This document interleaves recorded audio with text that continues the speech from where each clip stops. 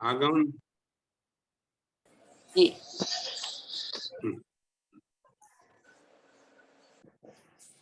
आगम ની ઓળખ, आगम की ओळख, प्रवचन नंबर 56। ये प्रवचन की शुरुआत विश्व के सर्व जीवों के मंगल कामना की प्रार्थना करके करते हैं। मंगलम भगवान वीरो, मंगलम गौतम प्रभु, मंगलम स्थूलभद्राध्याय, जैन धर्मोस्तु मंगल, शिवमस्तु सर्वजगतः परहित निरता भवन्तु भूतगणा, दोषा प्रयान्तु नाशं, सर्वत्र सुखी भवतु लोकः। विश्व के सब जीव कल्याण हो, मंगल हो, ये भावना से आज का प्रवचन की हम शुरुआत करते हैं। एक सुंदर रूपक कथा है। एक बहुत अच्छा मूर्तिकार था। वो मूर्ति बहुत बढ़िया बनाता था। ऐसी मूर्ति बनाता था, ऐसे लगता था कि जीवंत व्यक्ति अपने सामने आ गया है। किसी भी मूर्ति को बना डालता था। राजा को बहुत अधिक प्रिय था। गांव में, शहर में उसकी कीर्ति चारों ओर फैली हुई थी। और एक दिन ये मूर्तिकार के पास एक भविष्यवेता आया, ज्योतिषवेता आया, ज्योतिषविद आया। वो मूर्तिकार की कुंडली उसने देखी। कुंडली देख के वो ज्योतिष का मुंह बिगड़ गया। वो मूर्तिकार को बता नहीं सकता था। मूर्तिकार समझ गया कि मेरी कुंडली में कुछ ऐसी बात है जो ये ज्योतिषवेता मुझको बता नहीं सकता है। उसने ज्योतिषवेता को पूछा, भाई जो कुछ है मुझको बता दो, मुझको ख्याल आ जाए मुझको अभी क्या करने का है। तब ये भविष्यवेता ने बताया, ज्योतिष ने बताया कि देखो, तुम्हारी कुंडली देख के मुझको ये पता लगता है कि तुम्हारा अभी जीवन बहुत कम है और तुम्हारी अभी आयुष्य तुरंत खत्म होने वाली है। मैं आपको ये चीज बता नहीं चाहता था, लेकिन जो कुंडली में लिखा है, जो मैं पढ़ सकता हूँ, जो मेरे ज्ञान में है, वो मैंने आपको बताया। मूर्तिकार स्तब्ध हो गया। उसको जैसे आघात लगा।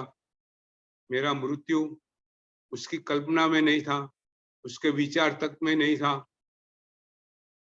लेकिन वो होशियार था। भविष्यवेता गया। उसको लगा कि अभी मैं क्या करूं। यमराज मुझको लेने के लिए आएगा तो मैं उसको कैसे बिना मुझको लेके विदाई कर दूं। उसके दिमाग में वो बात चल रही थी और उसको एक आइडिया आ गया कि मैं ऐसी मूर्तियां बना दूं कि उसको पता नहीं लगे कि अभी चित्र मूर्तिकार मैं हूं और ये मूर्ति उसमें से कौन सी जीवंत मूर्ति है, जीवंत मूर्तिकार है। उसने ऐसी 10 मूर्ति बना दी और 10 मूर्ति बना के रख दी। और एक दिन यमराज ने उसका दरवाजा खटखटाया। वो समझ गया यमराज आ गया है मुझको लेने को। वो 10 मूर्ति के बीच में वो जाके खड़ा हो गया। खड़ा हो गया और वो यमराज अंदर आया। वो 11 मूर्ति दिखता है। 11 उसको सब चित्रकार लगते हैं, मूर्तिकार लगते हैं। उसको भी पता नहीं लगता है कि मुझको मैं क्या करूं। उनमें से कौन सा मूर्तिकार है जीवंत और मैं उसमें से कुछ के ले जाऊं। वो वापिस चला गया भगवान के पास और भगवान को बोला कि मैं मूर्तिकार को लेने के लिए गया, लेकिन मुझको पता नहीं लगता है कि उसमें सच्चा मूर्तिकार कौन है। वो 11 के 11 मुझको बिल्कुल एक सरखा दिखता है। मैं तो वापस आ गया। तो भगवान ने उसको बोला, उसके कान में कुछ कहा कि तुम जाके ये प्रयोग करो और मूर्तिकार अपने आप आ जाएगा बाहर। वो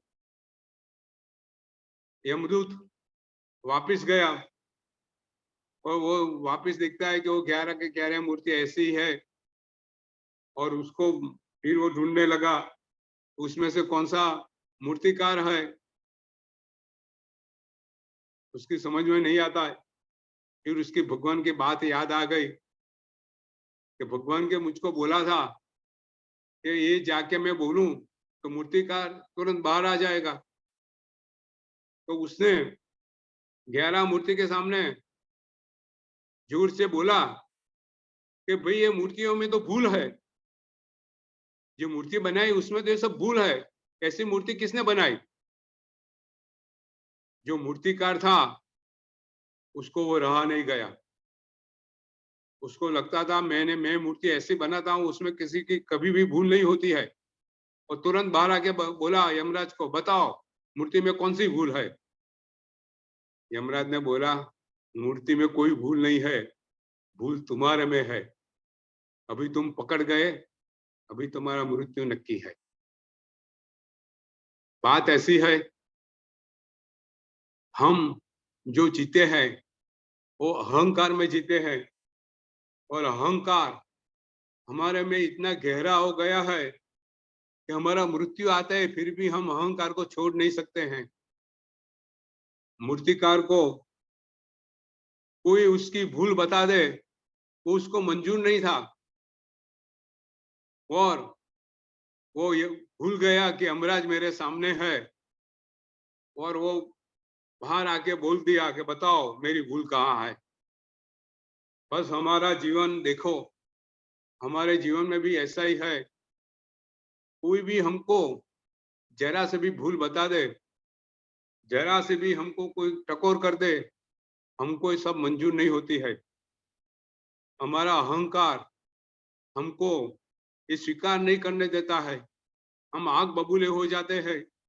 सामने वाले की टकोर, सामने वाले की सलाह हम स्वीकार नहीं कर सकते हैं। भगवान कहते हैं ऐसे अहंकार, ऐसे आत्मा का ये सब दुर्गुण है, मलिनता है। और ये मलिनता को शुद्ध किए बिना आत्मा कभी भी आगे प्रगति नहीं कर सकता है। हम हमारे जीवन में ऐसी सब अशुद्धियां दूर करें और हमारा आत्मा, हमारा जीवन प्रगति की ओर प्रयाण करे। ऐसी ये चित्र वार्ता के प्रति रहस्य हम हमारे जीवन में सादर करें। बस यहाँ से हम आगे बढ़ते हैं। आगम में हमने 11 अंग, 12 उमंग, 10 पैवन्ना, ऐसे हमने सब आगम के बारे में, आगम शास्त्रों के बारे में जाना। आज हम 6 सूत्र ले रहे हैं। 6 सूत्र हमारे वहां बहुत ताल्लुक रखते हैं। उसका बहुत महत्व का स्थान है।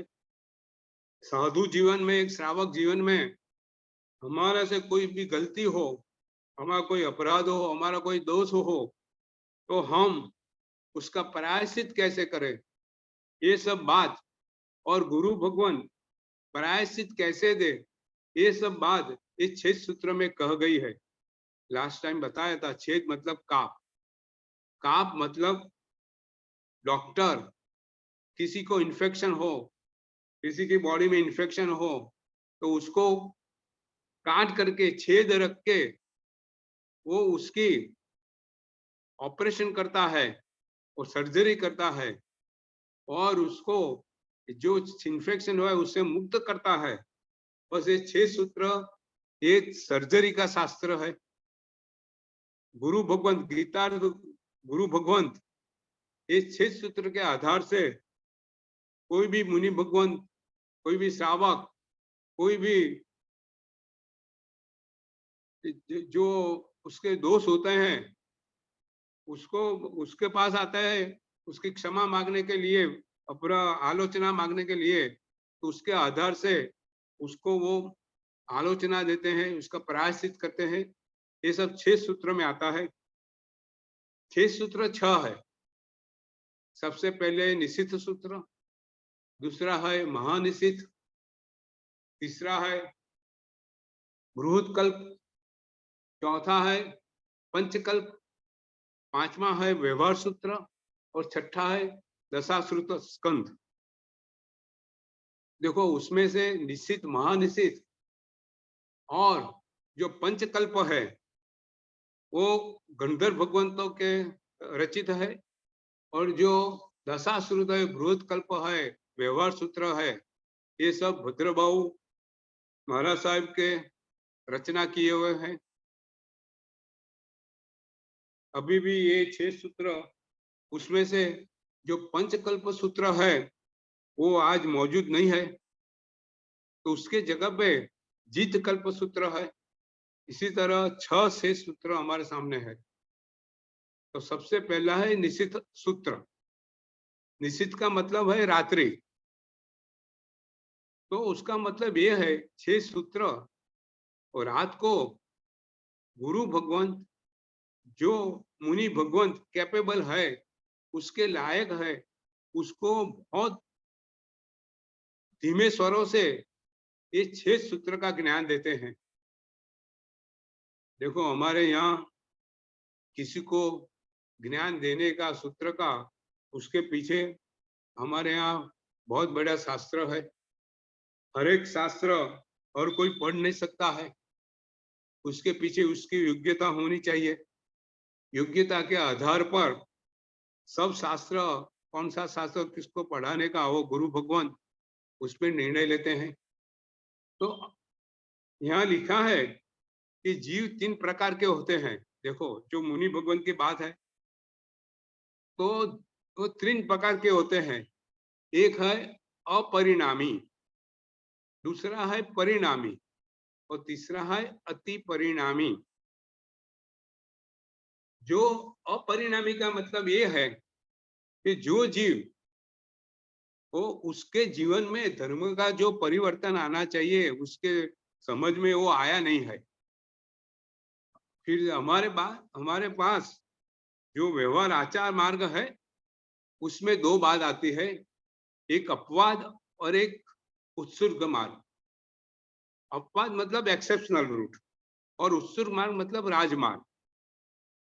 तो जो अपवाद मार्ग, जो एक्सेप्शनल मार्ग है, वो मार्ग ऐसा है कि गुरु भगवान, संयमी भगवान या श्रावक कोई अपने प्रमाद के कारण या कोई भी संयोग के कारण मूल मार्ग पे अपना आचार नहीं कर सकता है, तो उसको एक्सेप्शनली वो अपवाद मार्ग के जाके कभी उसको कर देता है। तो जब अपवाद मार्ग के जो आचार करता है तो उसका प्रायश्चित उसको गुरु भगवान के पास लेना पड़ता है। हमारे वहां ऐसी बात आती है, देखो साधु भगवान विहार में जा रहे हैं और पीछे से कोई आके उससे टकरा गया, उसका एक्सीडेंट हो गया। अभी एक्सीडेंट हो गया तो अभी ये विहार में चल नहीं सकते हैं, तो अभी कोई साधन पे उसको लेके हॉस्पिटल ले जाना पड़ता है। हॉस्पिटल में लाके उसकी सेवा शुश्रूषा करना पड़ता है। तो ये सब उसके संयम मार्ग के आचार में नहीं है, मूल आचार में नहीं है, वो एक्सेप्शनल केस है। तो ये सब साधु भगवान सब उसको जीवन में आता है तो गुरु भगवान के पास उसकी आलोचना देता है। अभी जो बात ऐसी है कि जो अपरिणामी जीव है उसको अपवाद मार्ग ही राजमार्ग दिखता है। उसको ऐसा लगता है कि अभी संसार में ये सब हो रहा है तो मैं भी क्यों ना करूं। हमारे पास ऐसी बात आती है कि संयम जीवन में होने के बाद प्रमादवश वो जो कुछ क्रिया करना चाहता है, आचार है, गोचरी के आचार है, रहने के आचार है, उसमें प्रमाद आ जाता है, शिथिल आ जाती है। और कैसे साधु भगवान, मुनि भगवान उसको अपना दोष मान के गुरु भगवान के पास जाके उसकी शुद्धि कर लेते हैं। तो कितने जीव ऐसे होते हैं, उसको वो अपवाद मार्ग को ही सही मार्ग मान के उसकी दोष की आलोचना नहीं करते हैं, तो ये जीव अपरिणामी होते हैं। तो उसको 6 सूत्र उसको पढ़ाया नहीं जाता है। और दूसरा जीव है अति परिणामी। अति परिणामी जीव ऐसे होते हैं कि जो शास्त्र में लिखा है राजमार्ग, उसके सिवा और कुछ हो नहीं सकता है।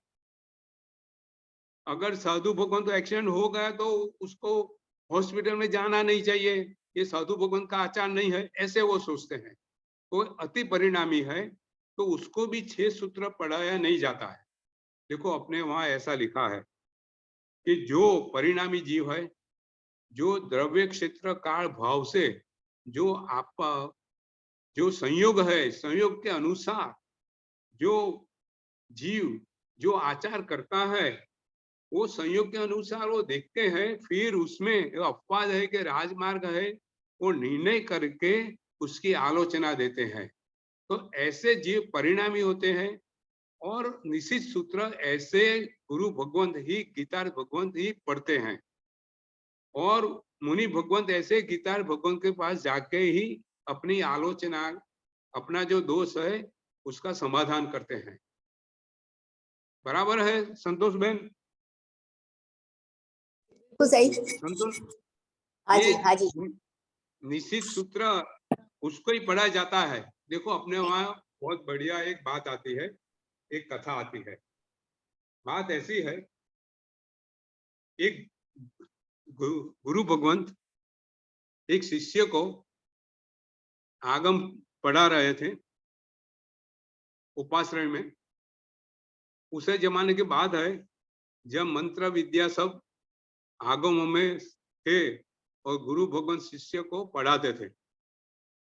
तो गुरु भगवान बहुत जोर से उसका आवाज बढ़ा था और पढ़ा रहे थे। और एक विद्या ऐसी पढ़ा रहे थे, उसमें ऐसा आता था कि ये मंत्र बोल के अगर पानी में, ये मंत्र बोल के पानी में ये चूर्ण डाला जाए तो उसमें मछलियां बहुत हो जाती है, मछलियां अपने आप उसमें उत्पन्न होती है। तो बात ऐसी हुई, एक उसी समय एक मच्छी मार वहां से जा रहा था। उसकी कानों में एक गुरु भगवान का आवाज आया।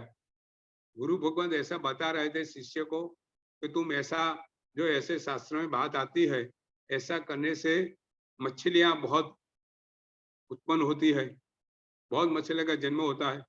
और मच्छी मार सुन रहा था और उसने गुरु भगवान की पूरी बात, मंत्र सब सुन लिया।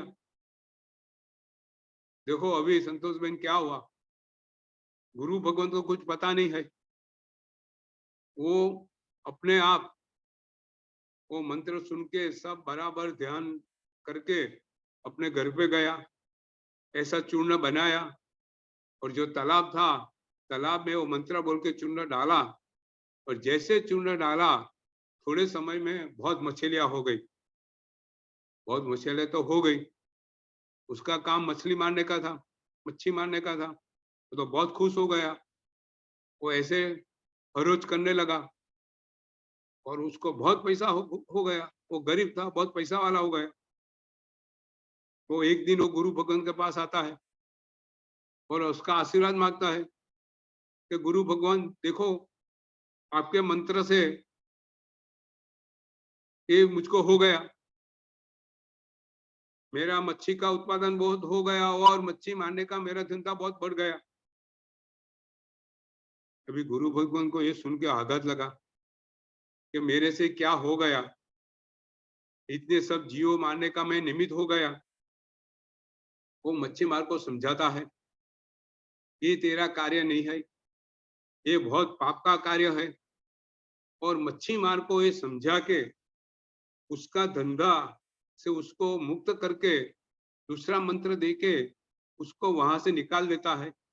लेकिन बात ऐसी है कि कभी कभी ऐसी चीज, गलत आदमियों के पास आ जाए तो उसको नुकसान बहुत होता है। इसीलिए ऐसे शास्त्र अपने जो योग्य है उसको ही पढ़ाया जा सकता है। निश्चित सूत्र में ये सब बात आती है। निश्चित सूत्र में जो मुनि भगवंत है, जो श्रावक है, उसका हर रोज जो दोष होते हैं, डेली जो दोष होते हैं, उसका आलोचना कैसे करने का, मासिक आलोचना कैसे करने की, पाक्षिक आलोचना कैसे करने की, चातुर्मासिक आलोचना कैसे करने की, वार्षिक आलोचना कैसे करने की, ये सब बात निश्चित सूत्र में आती है। देखो, निश्चित सूत्र में पूरा साधु भगवान के गुणों और जो गीता तो भगवान के गुणों है उसका वर्णन है, गीता भगवान किसको कहा जाता है और कौन ये निश्चित सूत्र पढ़ सकता है, 6 सूत्र पढ़ सकता है, सब बात आती है।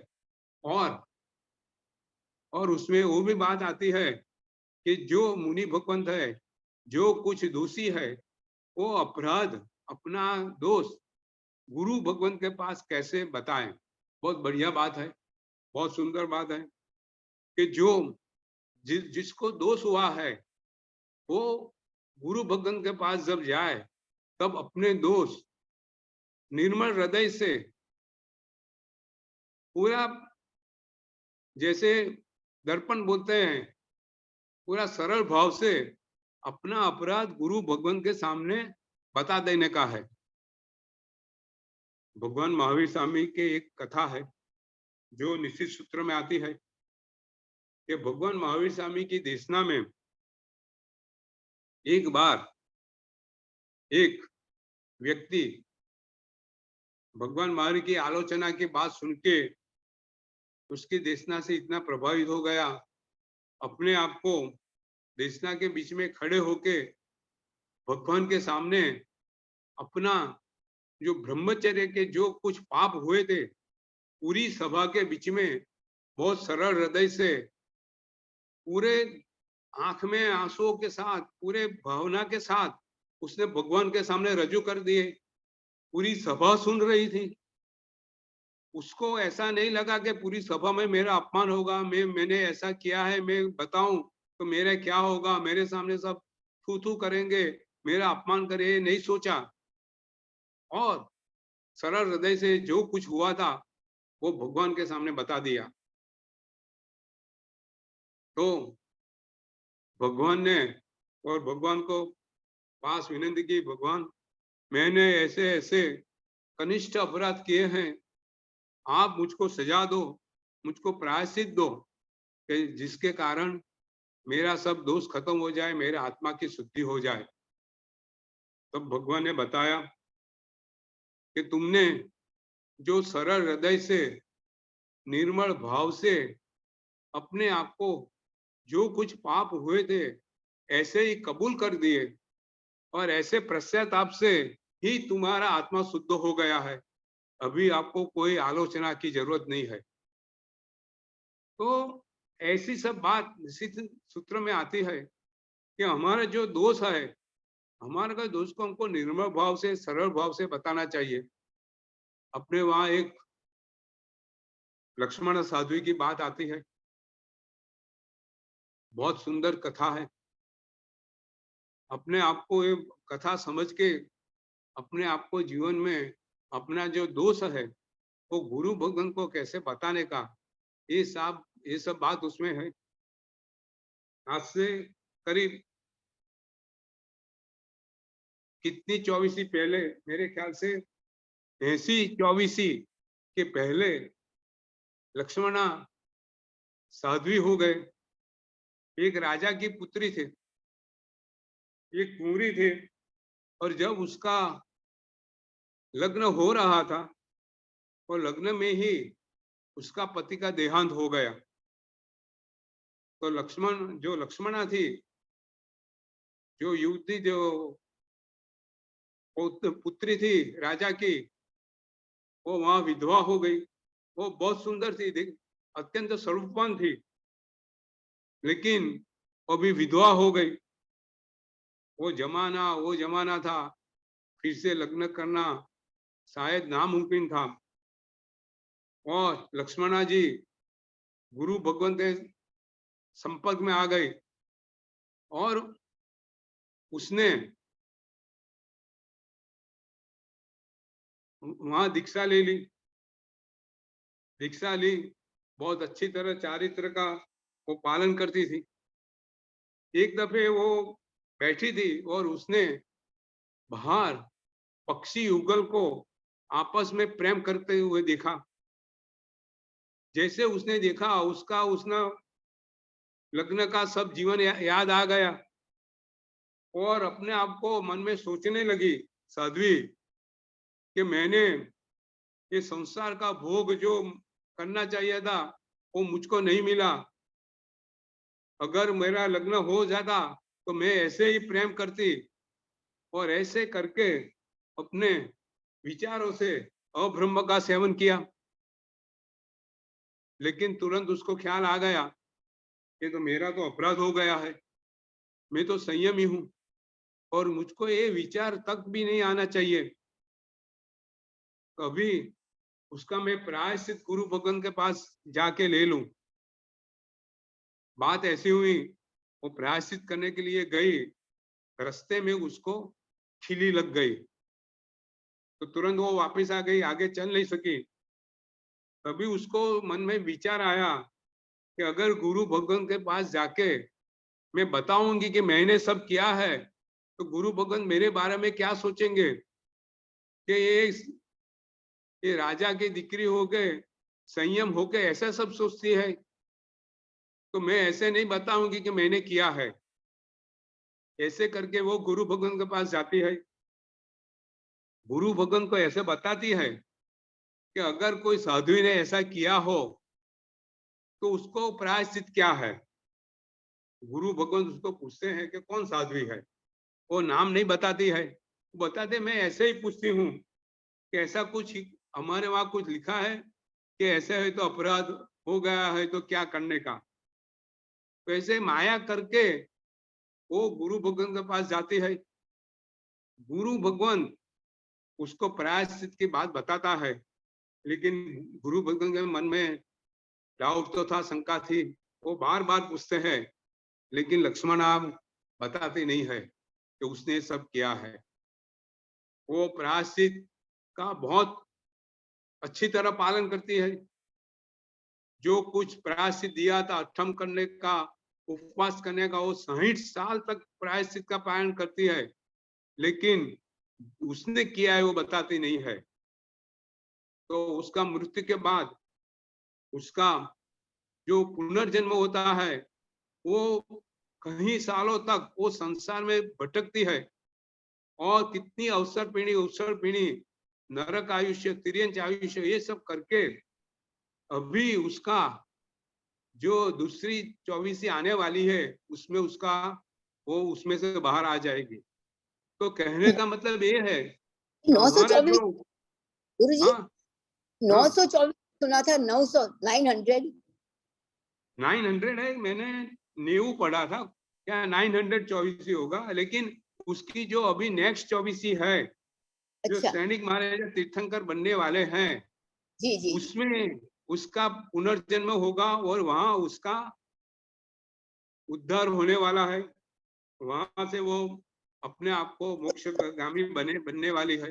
कवि से लेकिन पहले ये हाँ, बात ये है जी जी कि हमारा जो अपराध है वो आपको निर्मल भाव से गुरु भगवान के पास उसका लेना, आलोचना करनी चाहिए।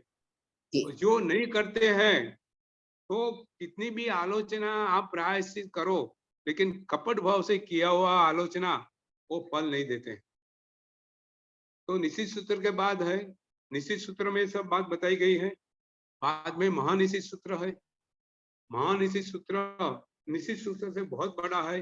3500 श्लोक का महानिश्चित सूत्र है। उसमें कौन कौन से दोष है, मुनि भगवान को कौन कौन से दोष कैसे लगते हैं, वो सब बात है। पहले जो अडर पाप स्थानक है उसका शल्य जो अंदर चुप जाते हैं, ऐसे पाप कौन से होते हैं, ऐसी बात है। उसकी आलोचना कैसे करनी चाहिए। फिर जो संयमी मुनि भगवंत है, कोई कारणवश कोई ऐसे कुशील साधु है उसके संपर्क में आ जाए और अपने जीवन में कुशीलता आ जाए, ये सब कुशील जो साधु है कैसे कुशील साधु है, प्रमादी साधु कौन होते हैं, उसके दोस्त कैसे होते हैं और उसका खराब आचरण कैसा होता है और उसके पीछे जो कुछ उसके पीछे कथा, ये सब उसमें बता गया है और उसमें से उसका आलोचना कैसी करनी चाहिए वो बात है। बाद में गच्छ के आचार कौन से होते हैं, वो गच्छ के जो गच्छ है, जो समुदाय है, उसके आचार में क्या शिथिलता नहीं आनी चाहिए, शिथिलता को कैसे दूर करना चाहिए और मुनि भगवंत को जो गच्छ के आचार है उसको किसी तरह पालन करना चाहिए, ये सब बात महानिषिक में अध्ययन में बताई गई है। बाद में विषय लोलुपता का दोष क्या है और ऐसे दोष से संयम जीवन भ्रष्ट कैसा होता है, वो बात उसमें कह गई है। उसमें पुंडरीक कंडरीक जो मुनि हुए उसकी कथा है, बहुत सुंदर कथा है कि विषय लोलुप्त से पूरा संयम जीवन कैसे नाश हो जाता है और जो जीव पूरे जीवन में अच्छा संयम की आराधना की है फिर भी लेकिन वो विषय लोलुप में फंस जाके अपने सेवन जीवन को बर्बाद करके अपने अगले भव में दुर्गति में होके कैसे संसार में भटकते हैं, ये बात पुंडरीक कंडरीक उसके जीवन की कथा में बताई गई है। पुंडरीक कंडरीक राजा के दो पुत्र थे, उसके पिता ने दीक्षा ले ली और पुंडरीक बड़ा था, राजा ने पुंडरीक को राज्य दे दिया और कंडरीक जो छोटा था वो युवराज था, उसको युवराज घोषित किया। थोड़े वर्षों के बाद वहां गुरु भगवंत आए, गुरु भगवंत ने उपदेश, उसकी देशना वाचना चल रही थी, पुंडरीक कंडरीक दोनों सुनने के लिए जाते थे और दोनों बहुत प्रभावित हो गए और कंडरीक ने पुंडरीक को बताया कि मुझको अभी दीक्षा लेने का है, मुझको संयम लेने का मुझ में मन में भाव है। पुंडरीक ने बताया कि मुझको भी भाव है, तुम ऐसा करो, तुम राज ले लो, तुम छोटे हो, तुम राज को संभालो, तुम्हारे से संयम जीवन बहुत कठिन है, आप सहन नहीं कर सकेंगे, मैं संयम लेता हूं। दोनों के बीच में बातचीत हुई, कंडरीक माना नहीं और कंडरीक ने संयम ले लिया। कंडरीक ने संयम तो ले लिया, कंडरीक संयम बहुत अच्छी तरह, पूरा संयम जीवन बहुत अच्छी तरह पालता है और 11 अंग का अभ्यास भी कर लेता है, लेकिन उसको चर्म का रोग हो जाता है, बहुत खराब रोग है, कुष्ठ रोग हो गया है। पुंडरीक एक दिन कंडरीक को वंदन करने के लिए जाता है और कंडरीक का ये रोग देख के पुंडरीक बताता है कि हे मुनि भगवंत, आप हमारे राज्य में आओ, मैं आपको अच्छे वैसे सेवा शुश्रूषा करूंगा और आपको जो रोग हुआ है, व्याधि है, उसको हम दूर करेंगे। कंडरीक मुनि सुन के ये बात मान के पुंडरीक के राज्य में आते हैं और पुंडरीक उसको अपने वैश्य से उसकी सेवा शुश्रूषा करता है, अच्छा खाना पीना, राज के खाना पीना और इस शुश्रूषा से कंडरीक मुनि का स्वास्थ्य अच्छा हो जाता है। लेकिन अभी कंडरीक मुनि का मन बदल गया, उसकी विषय लोलुपता बढ़ गई, अभी उसको यही खाना अच्छा लगता है, यही जीवन अच्छा लगता है, अभी वो वापिस संयम जीवन में विहार करने के लिए उत्सुक नहीं होता है। पुंडरीक राजा को पता लग गया, वो कंडरीक के पास जाते हैं, उसको बात करते हैं, उसको बहुत समझाते हैं कि संयम जीवन इतना अच्छा संयम जीवन है, मनुष्य जीवन का सबसे बड़ा कर्तव्य है, आप उसने इतनी साल तक उसको निभाया है, आप उसको निभाओ, ऐसे समझा के उसको फिर से उसको संयम जीवन में भेज देता है। वो राज के बाहर कंडरीक मुनि जाता है, लेकिन उसके मन में से अभी ये बात गई नहीं है, वो फिर से राज में वापिस आ जाता है पुंडरीक को भी पता लग गया और पुंडरीक कंडरीक के पास आता है और उसको बोलता है कि अभी आप मेरा राज आप ही ले लो और मैं संयम के लिए जाता हूं। पुंडरीक ने राजा ने अभी संयम ले लिया और पुंडरीक को पूरा राज्य दे दिया।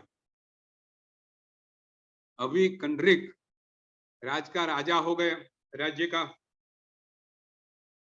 और उसको जो राज्य जीवन उसको उसके पीछे उसकी जो इच्छा थी वो अभी पूर्ण हो गई। वो खाने पीने में मस्त हो गया और राज्य के आचार को, संयम जीवन के आचार को भूल के जो राज्य का जो जीवन था राजा का वो पूरा एंजॉय करने लगा। लेकिन उसके बाद एक ही दिन में उसको रात को व्याधि आ गई और वही व्याधि में वो आते ध्यान में उसका मृत्यु हो गया। और वहां मृत्यु होने के बाद उसका मन जो विषय लोलुपता में था वो दुर्गति में गया।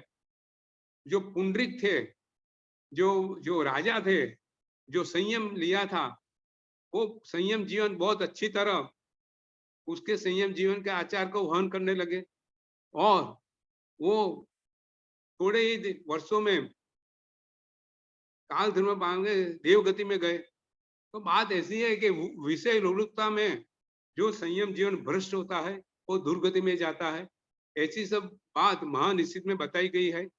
जो फिर उसके बाद आता है त्रीजा है भ्रूत कल्प।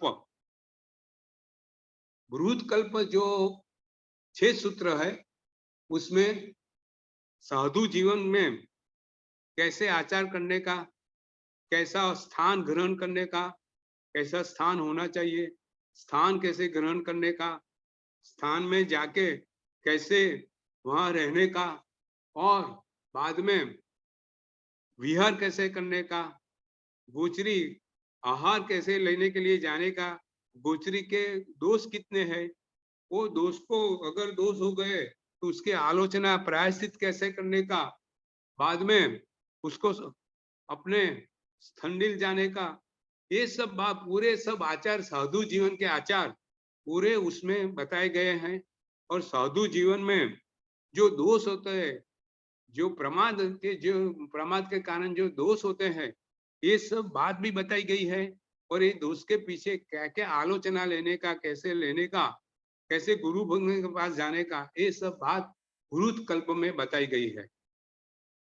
और ये उसमें पूरा जो साधु जीवन है उसकी संयमी जीवन की पूरी आचार की बात है।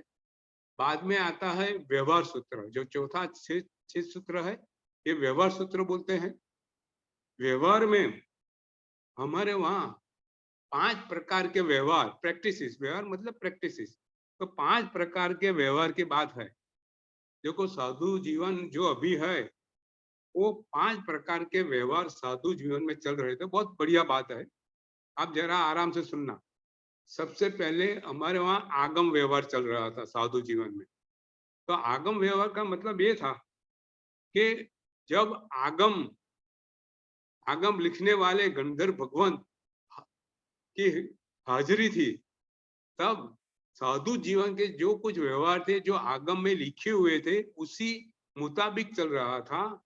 अगर उसमें कुछ दोष आते थे तो जो आगम के जांका गंधर्व भगवान के पास मुनि भगवान जाते थे और उसकी आलोचना करते थे, तो तब वो आगम व्यवहार चलता था। बाद में गंधर्व भगवान के काल धर्म होने के बाद, केवली भगवान के काल धर्म को होने के बाद ये आगम व्यवहार का नष्ट हो गया। बाद में आया श्रुत व्यवहार। श्रुत व्यवहार के टाइम में जो श्रुतधर भगवान थे, भद्रबाहु जैसे, जो 14 पूर्व के जानकार थे, 11 अंक के जानकार थे, पूर्वधर थे, उसी समय ये श्रुत व्यवहार मतलब ये श्रुतधर के पास मुनि भगवान जाते थे और उसकी आज्ञा के मुताबिक वो आलोचना लेते थे, तो वो श्रुतधर, वो श्रुत व्यवहार कहलाता था। बाद में आया आज्ञा व्यवहार। आज्ञा व्यवहार में ऐसे थे, कभी श्रुतधर थे नहीं, लेकिन श्रुद्धधर की आज्ञा का पूरी तरह पालन होता था।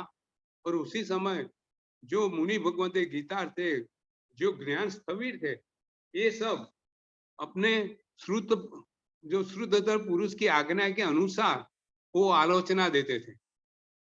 बाद में आया धारणा व्यवहार। देखो हमारे यहाँ बाद में ऐसे जैसे जैसे समय आता गया ऐसे ऐसे व्यवहार और उसकी आलोचना में भी परिवर्तन आते गए। बाद में आया धारणा व्यवहार। धारणा व्यवहार में जो कुछ जो वहां उसी समय जो गीतार्थ भगवान थे, ज्ञानी भगवान थे, तो जो श्रुत भगवान की आज्ञा थी उस पे अपनी धारणा अपना विचार देके वो व्यवहार बताते थे और उसमें आलोचना बताते थे। बाद में वो भी चला गया और अभी चलता है जीत व्यवहार। जीत व्यवहार मतलब परंपरा व्यवहार। अभी जो पूरा साधु जीवन चल रहा है, श्रावक जीवन चल रहा है, वो परंपरा पे आधारित है, उसको जीत व्यवहार बताते हैं। बराबर है? ये सब बात पहली ये बार व्यवहार सुना, से दूसरी बात है। हाँ पहली बार अभी ये सुना। हाँ अभी जो चल रहा है जीत व्यवहार है, परंपरा व्यवहार है। तो उसमें परंपरा व्यवहार में अभी परंपरा कैसी है, परंपरा में कैसे सब आचार का पालन करना चाहिए, पदस्थ मुनि क्या है, उसका आचार क्या है, विहार उसके दोष, प्रमाद उसके अतिचार, ये सब बात उसमें कह गई है। तो व्यवहार सूत्र में अभी जीत व्यवहार क्या है वो उसका थोड़ा सा वर्णन है और अभी कौन सी प्रैक्टिस का पालन करना चाहिए वो बात है। तो अभी ये व्यवहार सूत्र जो चौथा 6 सूत्र है। पांचवा है जित कल्प। देखो मैंने पहले बताया था, पहले पंचकल्प था, लेकिन अभी पंचकल्प का छेद हो गया है। अभी जीत कल्प है और जिन भद्रगणी महाराज साहब ने उसको लिखा है। और अभी जो परंपरा जो जीत कल्प है, परंपरा चल रही है, ये जिन भद्रगणी महाराज साहब ने जो लिखा है उसके मुताबिक चल रहा है। तो अभी जो हमारे शास्त्र हमारे जो है, अभी जो शास्त्र सब मौजूद है उसमें अभी जो संयम जीवन का जो आचार है ये जीत कल्प पे आधारित है। साधु जीवन में जो जो दोष है, 12 प्रकार का तप है, हमारे जो 12 प्रकार तप है ना वो जीत कल्प में आया है। जो 6 प्रकार के बाह्य तप, 6 प्रकार के अभ्यंतर तप, 18 पाप स्थान, फिर गुरु भगवान गोचरी के लिए जाए तो गोचरी के दोष, गोचरी के आने के बाद कैसे व्यवहार करने का, अपना हीरावही सूत्र की जो दोष के प्रति जो आलोचना है विहार में, ये सब बात उसमें है। 5 समिति, 3 गुप्ती, ये सब बात है। अतिचार की बात है, आलोचना की बात है, प्रतिक्रमण की बात है और कायोत्सर्ग, अपनी आत्मशुद्धि के लिए कायोत्सर्ग कैसे करने चाहिए, ये सब बात जीत कल्प में बताई गई है। बराबर है? तो पांचवा 6 सूत्र है जीत कल्प। और जीत कल्प में अभी हम जो पढ़ रहे हैं, हमारे सामने जो श्रावक जीवन है और जो साधु भगवान के जीवन है, ये सब जीत कल्प पे आधारित है, परंपरा पे आधारित है। बराबर है?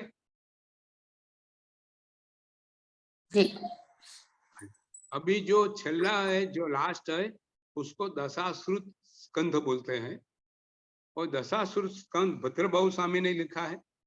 उसमें 10 विभाग है और 10 विभाग में साधु भगवान के जीवन में असमाधि के कौन से स्थान है सब बताया है। देखो साधु जीवन की पवित्रता, साधु जीवन में पाप ना हो, ऐसी कोई भी बात, ये सब बात ये 6 सूत्र में बताई गई है कि जिसके कारण जो संयम जीवन है बहुत पवित्र हो, बहुत पवित्र है।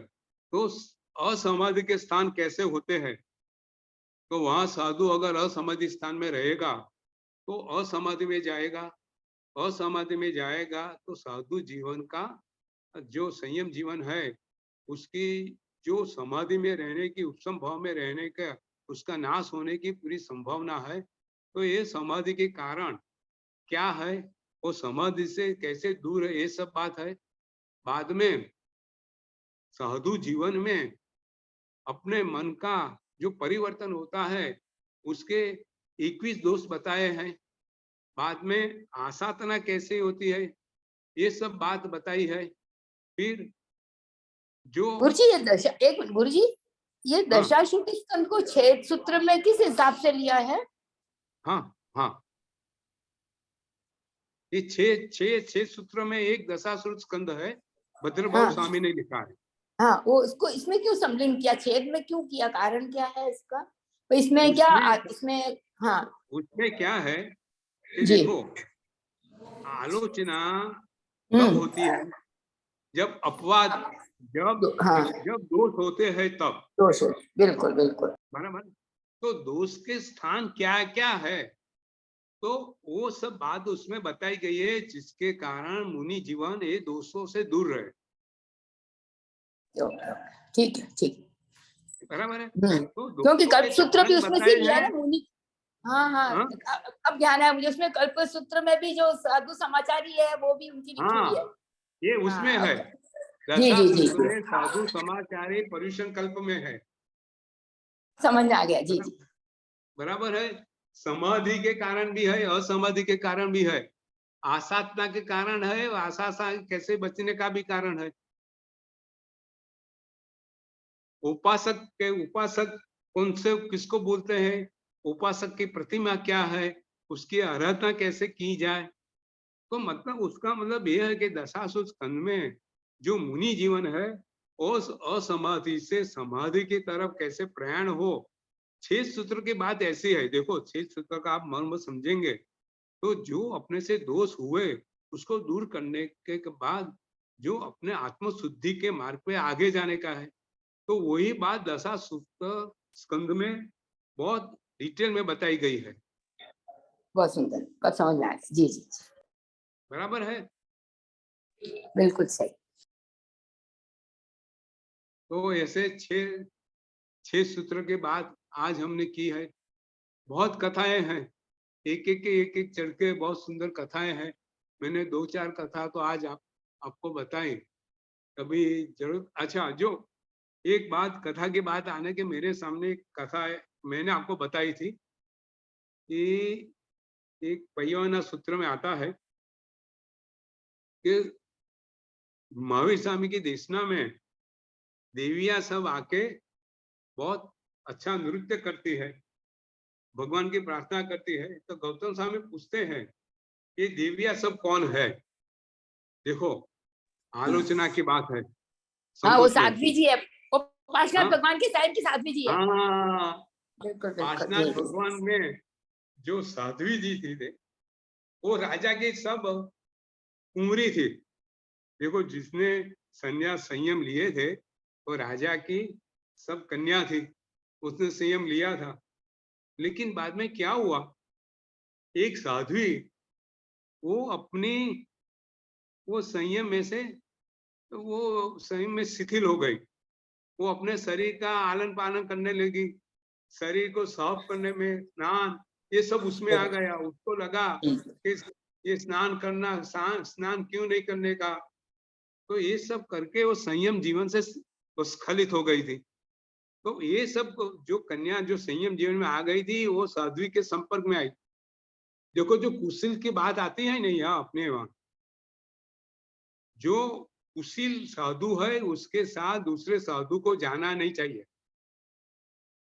उसके संपर्क में आके अच्छे साधु भी कुशील हो जाते हैं। यहाँ ऐसा ही हुआ, ये पूरी साध्वी जो जो जो राजा की जो कन्याओं थी, जो साध्वी हो गई थी, ये उसके संपर्क में आई। उसको भी अच्छा लगा, वो राजकुमारी थी, उसको लगा कि अभी ये सब क्या, स्नान तो करना ही चाहिए, हम तो संयम और कुछ संयम के आचार का पालन करेंगे, लेकिन स्नान करके शरीर को अच्छे रखेंगे।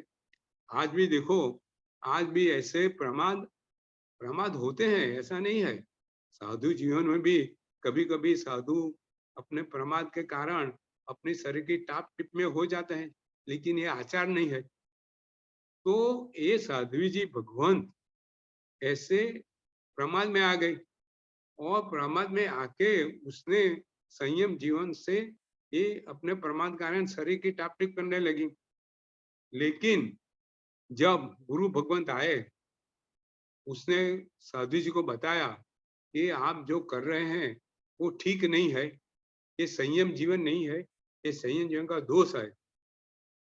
तब ये जो जो सब साधु भगवान थे, उसने अपने आलोचना ले ली गुरु भगवान के पास, और फिर संयम जीवन में आ गए।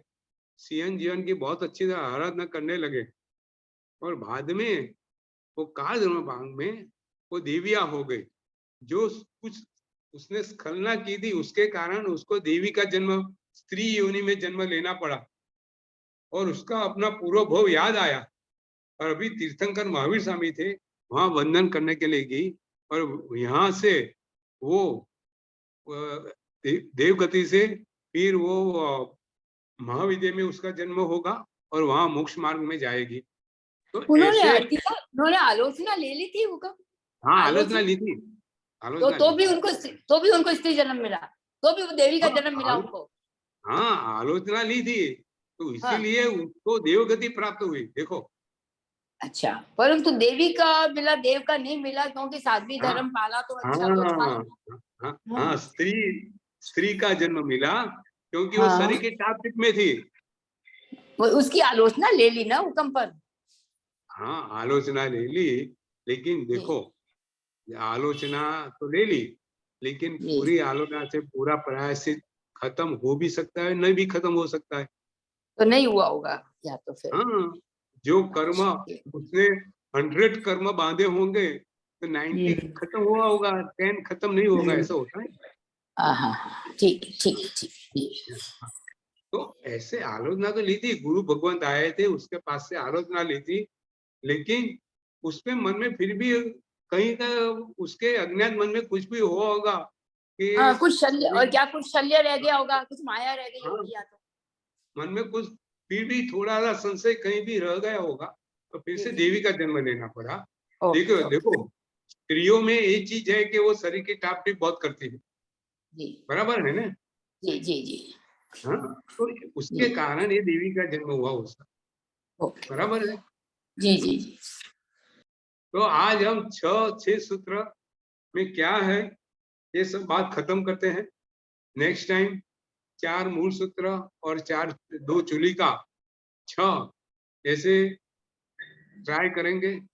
नहीं तो मेरे ख्याल से, क्योंकि 10 वैकल्पिक में बहुत अच्छी चीज, बहुत बढ़िया चीज सब आती है। मेरे ख्याल से दो क्लास लग जाएगी, दो क्लास चल जाएंगे, ऐसा मुझको दो क्लास लग जाएगी, बिल्कुल। और उसके बाद बहुत बढ़िया प्रवचन का सीरीज हम चालू करने वाले हैं, मृत्यु महोत्सव। अच्छा, मृत्यु महोत्सव, ओके। बहुत बढ़िया है जी, बहुत सबको जीवन में बहुत उपयोगी है। और मैं आज सबको, आप सबको बताना कि जो हो सके सब उसमें ज्वाइंट हो जाए। आगम सूत्र की बात तो ऐसी है, किसी को इतनी चीज पसंद नहीं भी आती है। जी, हाँ, बिल्कुल। ये तो मृत्यु महोत्सव तो खुद के लाइफ में होने वाली चीज है। हाँ, बिल्कुल। ठीक है, तो अभी आज हम यहाँ प्रवचन को समाप्त, कोई प्रश्न है तो आप पूछिए, नहीं तो यहाँ समाप्त करते हैं। जी, बस बिल्कुल जी। तो नौकार मंत्र गिन के प्रवचन की समाप्ति करते हैं। जी। नमो परिहंताणां, नमो सिद्धाणां, नमो वैर्याणां, नमो वज्राणां, नमो लोये शुभसाहूणां, ऐसो पंचनौकारो शुभपापप्रणाशनो, मंगलानं च संवैसिं परमं हवै मंगलम्। ये जीना कहीं भी भूला है तेसो ही मन निगम। सबको नमस्कार, प्रणाम, सभी को प्रणाम।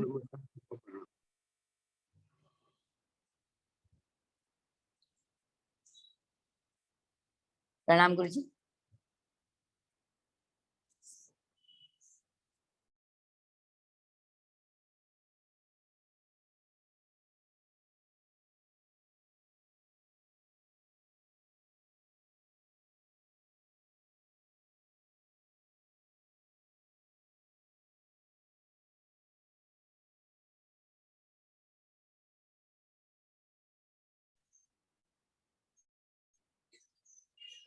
પ્રણામ બધાને. ચૈતલભાઈ મને જરા એડ કરી દો ને આ ગ્રુપમાં. ચૈતલભાઈ